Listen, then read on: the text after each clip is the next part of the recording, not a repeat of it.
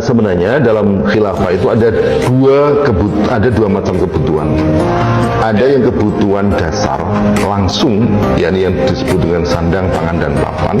Itu adalah yang disebut dengan al-hajah asasiyah per orang, ya. Kebutuhan ini kebutuhan yang sifatnya per orang. Misalnya gini, penduduk Indonesia itu ada 270 juta.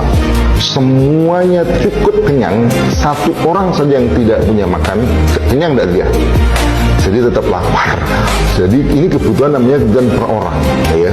Jadi tidak bisa dihilangkan meski semua kenyang, dia tidak berubah menjadi kenyang ketika tidak makan. Nah, maka oleh karena itu dalam hal ini khilafah menjamin kebutuhan setiap rakyatnya dalam 3 kebutuhan ini, sandang, pangan, dan papan. Apa jaminannya? Yakni memastikan semua mereka bisa makan, semua mereka bisa memenuhi kebutuhan papan dan sandang mereka. Nah, dengan jalan apa kalau yang sifatnya kebutuhan langsung per individu ini adalah satu, Islam memerintahkan kepada seluruh kaum muslimin, terutama laki-laki yang mampu untuk bekerja. Itu wajib bekerja, tidak boleh badannya kuat sehat lalu kemudian menjadi peminta-minta. Gitu. Kalau kemudian dia kuat bekerja sementara tidak ada lapangan pekerjaan, maka apa? Tugas negara mencarikan dan membuka lapangan kerja. Setiap orang bisa bekerja.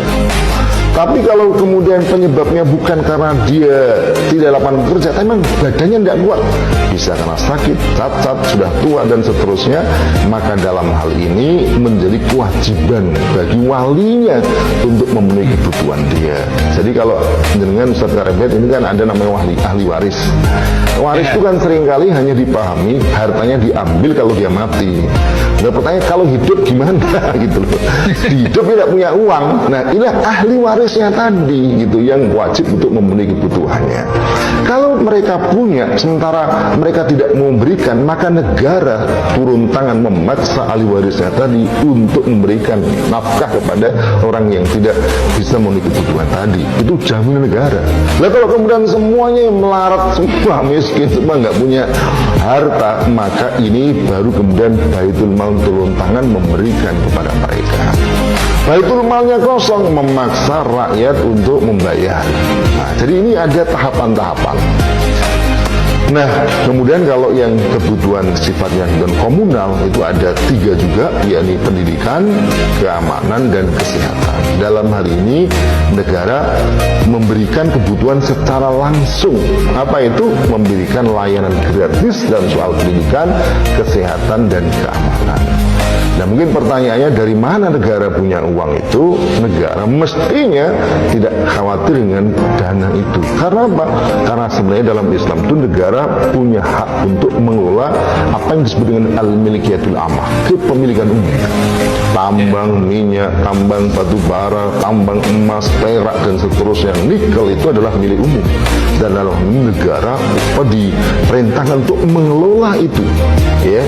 Lalu apa? Hasilnya dikembalikan untuk memenuhi kebutuhan rakyatnya, termasuk dalam soal kebutuhan pendidikan, keamanan, dan kesehatan tadi. Nah, sekarang ini kan tidak masalahnya. Jadi masalahnya kenapa? Karena negara tidak punya uang. Kenapa tidak punya uang? Karena pemilikan umum tadi diserahkan kepada swasta. Negara hanya mengambil sedikit pajak dan sedikit yang mereka dapatkan itu. Akhirnya kemudian tidak bisa memberikan pelayanan gratis kepada rakyatnya. Bahkan seperti yang sekarang itu kasihan sekali. Soal kesehatan mereka harus membiayai sendiri, ya. Bahkan mereka tidak dalam keadaan sakit pun ditarik untuk membayar apa yang disebut dengan asuransi kesehatan.